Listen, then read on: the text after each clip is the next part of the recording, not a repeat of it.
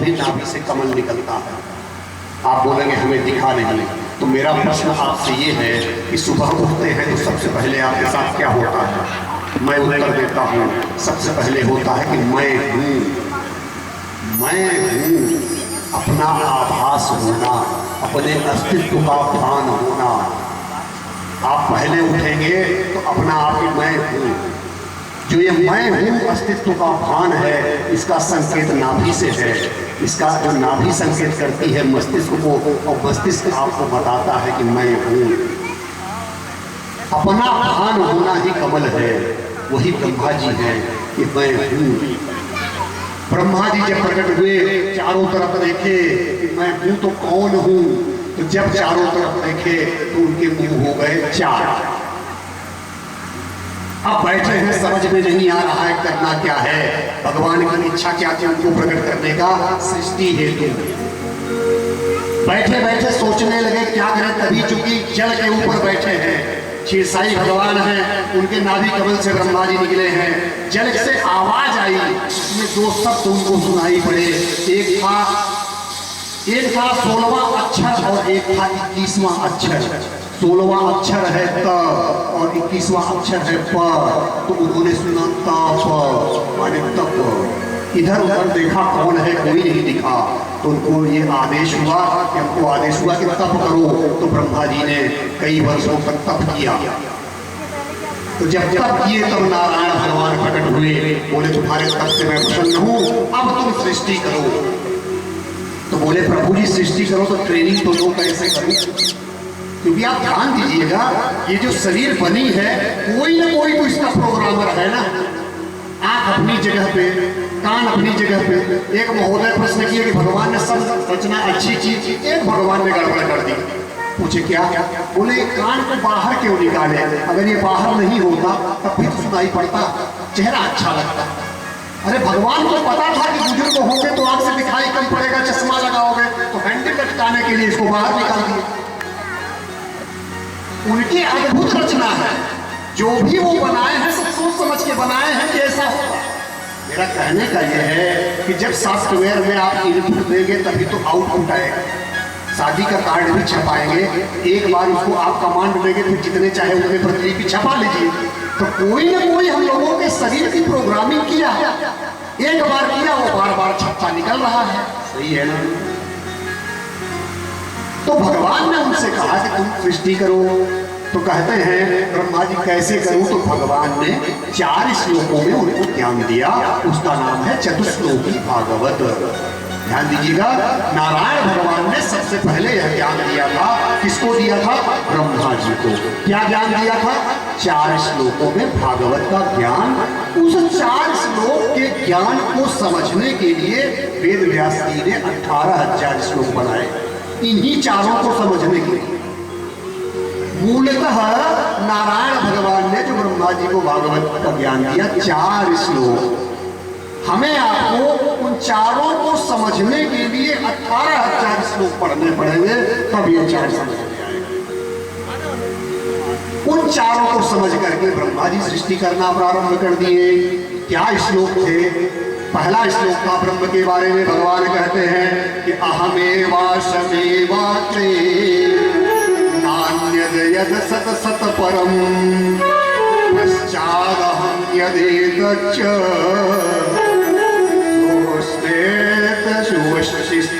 सोऽस्म्यहम्।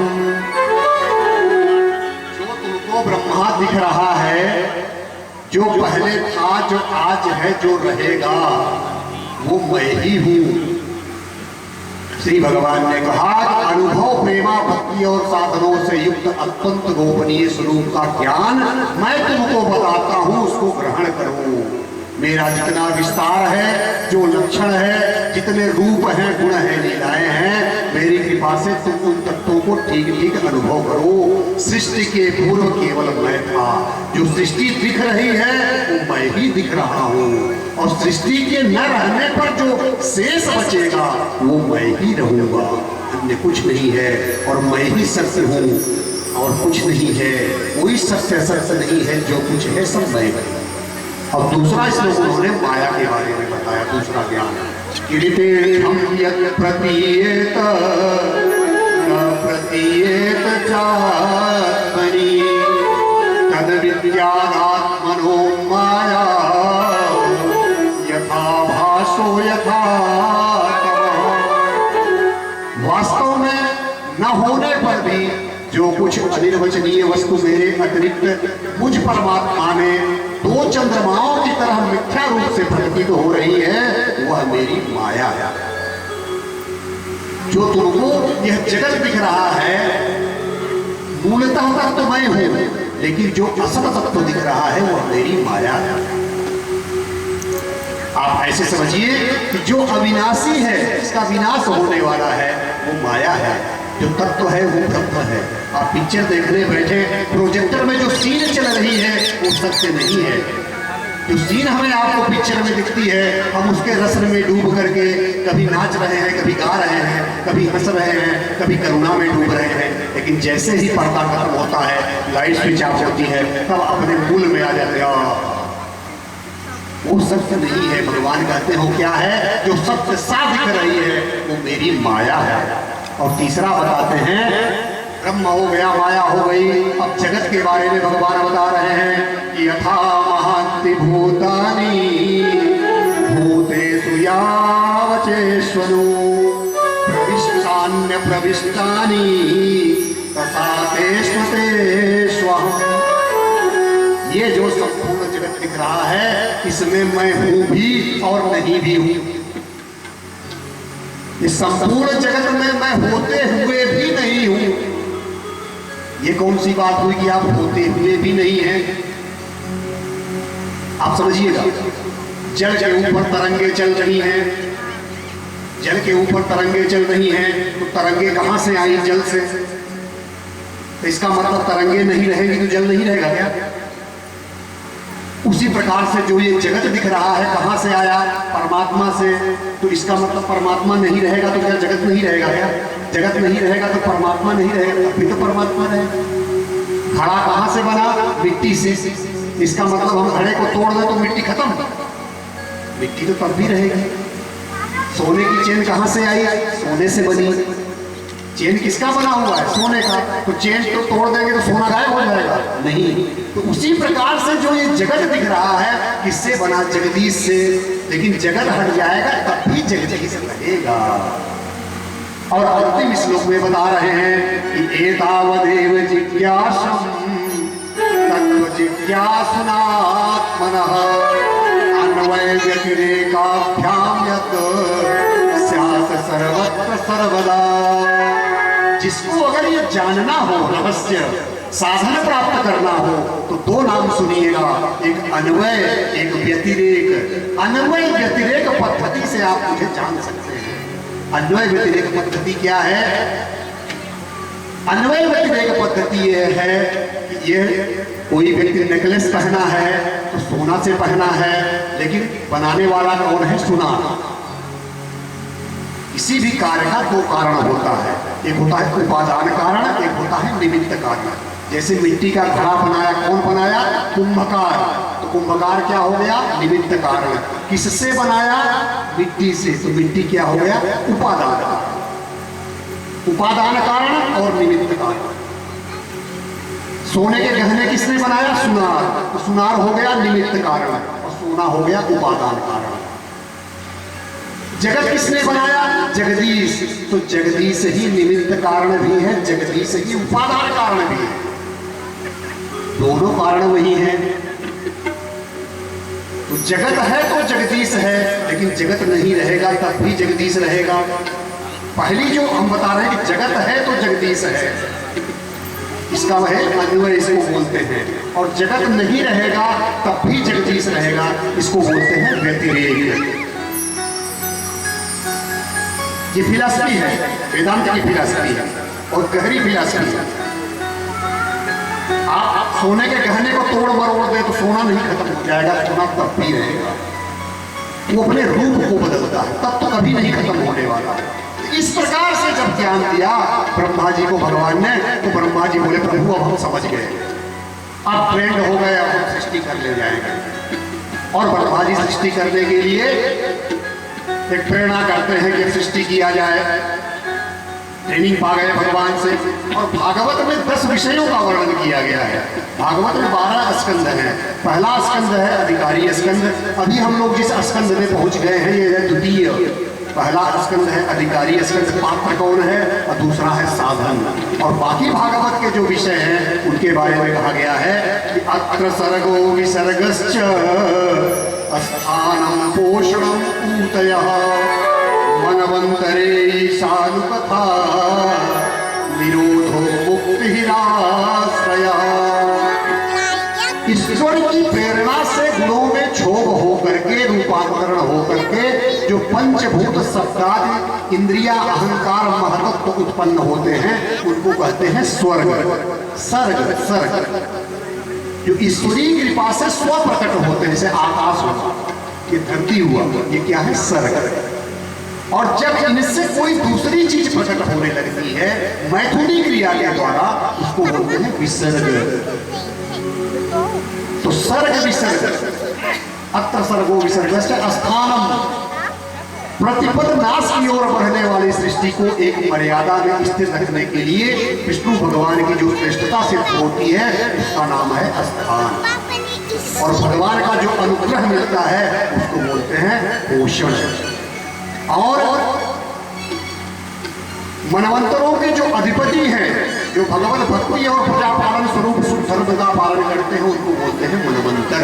और भगवान के जो विभिन्न अवतार होते हैं उनकी कथाओं को बोला जाता है ईशान कथा। और जब भगवान अपने शयन को स्वीकार कर लेते हैं, सृष्टि का प्रलय होता है, उसको बोलते हैं निरोध। निरोध। और जब हम लोग भगवान में आश्रित हो जाते हैं, ये चराचर जगत की उत्पत्ति प्रलय जिस तत्व से प्रकाशित होती है उस परब्रह्म का जो है उसका नाम है आश्रय। तो कहते हैं श्री सुखदेव जी कि नर से उत्पन्न होने के कारण जल का नाम पड़ गया नार। और उस नार से 1000 वर्ष तक एक स्वर्ण के रूप में अंडा रहता है, उसमें से जो पुरुष प्रकट होता है उसका नाम होता है नारायण। और नारायण भगवान की कृपा से द्रव्य काल स्वभाव और जीव आदि की रचना होती है। और जो स्वर्णमय वीर्य है उसको 3 भागों में जब विभक्त कर दिया गया तो अधिदैव, आध्यात्म और अधिभूत नाम के ये 3 जन्म ले लेते हैं। उसके बाद वो वर्णन करते हैं कि सृष्टि का कैसे प्रारंभ किया ब्रह्मा जी ने। तो उसमें वो बताते हैं कि इस समय महाभारत का युद्ध चल रहा था तो विदुर जी चले गए थे तीर्थ यात्रा। विदुर जी को पसंद नहीं था कि मैं महाभारत का युद्ध देखूं, तो वो छोड़ के चले गए। जब वो लौट करके आते हैं तो उनको पता चलता है कि भगवान श्री कृष्ण इस धराधाम को छोड़ करके गोलोक को चले गए। बहुत दुख होता है। उद्धव जी से मिलते हैं, भगवान कृष्ण का हाल चाल पूछते हैं, रोने लगते हैं। उद्धव जी से पूछते हैं क्या हमें जाते समय याद कर रहे थे? उद्धव जी बोले आपको बहुत याद कर रहे थे और कुछ ज्ञान बता करके गए हैं। और बोले हैं कि जब विदुर वापस आएगा तो उसको यह ज्ञान दीजिएगा। बोले कहाँ मिलेगा? बोले मैत्रेय ऋषि से मिलेगा। पुराणों में ध्यान दीजिएगा, उत्तर देने की एक शैली है। जैसे सुखदेव जी से जब प्रश्न कर रहे हैं राजा परीक्षित की हमें बताएं, तो राजा परीक्षित ये नहीं कहते हैं कि मैं बता रहा हूं। आप सत्यनारायण कथा भी सुने होंगे, तो उसमें कहता है कि यही प्रश्न नारद जी ने भगवान विष्णु से पूछा था, जो उन्होंने बताया था वो मैं आपको बता रहा हूं। अभी जो परीक्षित जी उत्तर दे रहे हैं तो कहते हैं यही प्रश्न नारद ने ब्रह्मा जी से पूछा था, जो ब्रह्मा जी ने नारद को उत्तर दिया था वो मैं तुम्हें बता रहा हूं। वो कभी नहीं कहते कि मैं बता रहा हूं, क्योंकि व्यक्ति को जीवन में 2 शब्दों से बचिएगा। व्यासपीठ आपसे निवेदन कर रहा है, इन 2 शब्दों का जहां तक हो सके कम से कम जीवन में प्रयोग कीजिएगा, आप सदा सुखी रहेंगे। कौन से 2 शब्द हैं? मैं और मेरा। ये 2 शब्द मुंह से मत बोलिए। मैं और मेरा मत बोलिए। जितनी बार बोलेंगे उतनी बार फंसेंगे। मैं जहां बोलना हो वहां हम कह दीजिए। जैसे मैं बाजार जा रहा हूं, हम बाजार जा रहे हैं, अभी आते हैं, हम बोलिए। क्योंकि मैं बोलने से अहम बढ़ता है। जितनी बार आप मैं करेंगे उतनी बार आपका अहम बढ़ेगा, घमंड बढ़ेगा, और ये बुरी चीज है। तो मैं के बदले हम कर दीजिए। हम बाजार जा रहे हैं, हम बाजार से आ रहे हैं, हमने ये काम किया था, मैंने मत बोलिए। और दूसरा शब्द है मेरा। मेरा शब्द से आसक्ति बढ़ती है, मोह बढ़ता है। मेरी किताब, मतलब इससे मुझे मोह है तब तो मेरा बोलूंगा। तो मेरा के बदले हमारा बोलिए, मेरा बेटा। अरे आपने अकेले पैदा किया क्या? बहुवचन में बोली ना हमारा बेटा। तो मैं और मेरा शब्द से बचना है। इन्हीं शब्दों से बचने के लिए हमारे ऋषि मुनि कभी ये नहीं कहते कि मैं आपको उत्तर दे रहा हूँ। वो कहते हैं कि यही प्रश्न उन्होंने पूछा था वो मैं आपको बता रहा हूँ, मैं नहीं। उन्होंने जो कहा वही मैं ट्रांसलेट कर रहा हूँ, अनुवाद कर रहा हूँ। यहाँ परीक्षित जी कहते हैं कि मैत्रेय ऋषि से जो विदुर जी ने पूछा था, तो मैत्रेय ऋषि ने विदुर जी को जो कहा था वो मैं बताने जा रहा हूँ कि ब्रह्मा जी ने जगत की रचना की कैसे की सुनी है। अज्ञान की 5 वृत्तियां हैं, काम, मोह, महामोह, त्रामिस और अंधतामिस। ये ब्रह्मा जी ने रची, लेकिन अत्यंत पापमयी सृष्टि देख करके वो बोले कि हम गड़बड़ कर रहे हैं, सृष्टि की रचना ठीक नहीं है। तब ब्रह्मा जी ने सनक, सनातन, सनंदन और सनत कुमार ये 4 निवृत्त मार्गी ऊर्ध्वरेता मुनि उत्पन्न किए।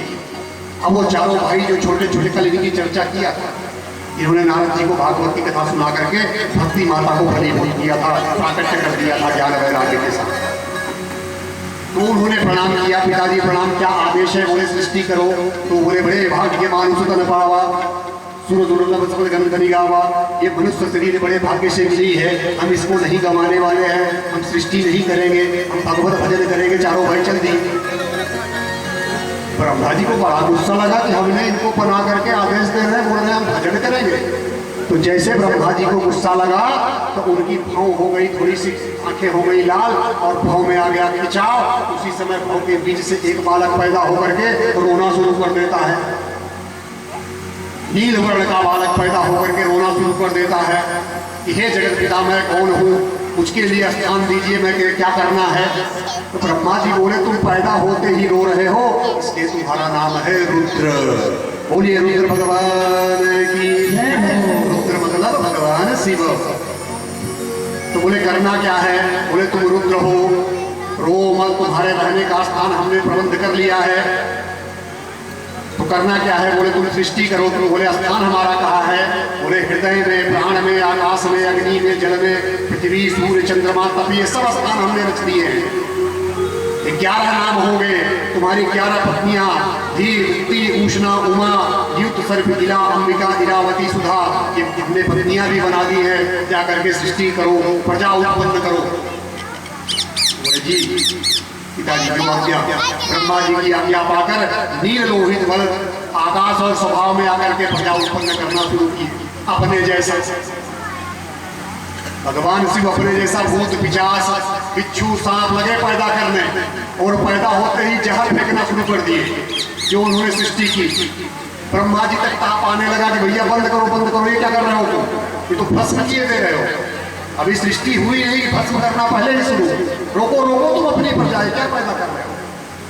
रुद्र भगवान ने बोले अब क्या करो? बोले तुम जा करके पहले तपस्या करो, जा करके तपस्या करो, उसके बाद अब तुम पैदा करना, नहीं तो तुम ऐसा पैदा कर रहे हो कि जो पैदा होंगे उनको खा जाएंगे तुम्हारे घर।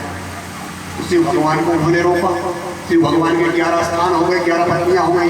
तब ब्रह्मा जी ने क्या किया? मरीचिरत्रण्य गिरिशौ पुलस्तः पुलः क्रतुः भृगुर्वसिष्ठो दक्षस्य दशमस्तत्र नारदः। उसके बाद उन्होंने 10 ऋषियों को प्रकट किया। कौन कौन से ऋषि हैं? मरीचि ऋषि, अत्रि ऋषि, अंगिरा, पुलस्त, पुलह, क्रतु, भृगु, वशिष्ठ, दक्ष, 9 ये हो गए, और 10वें में नारद।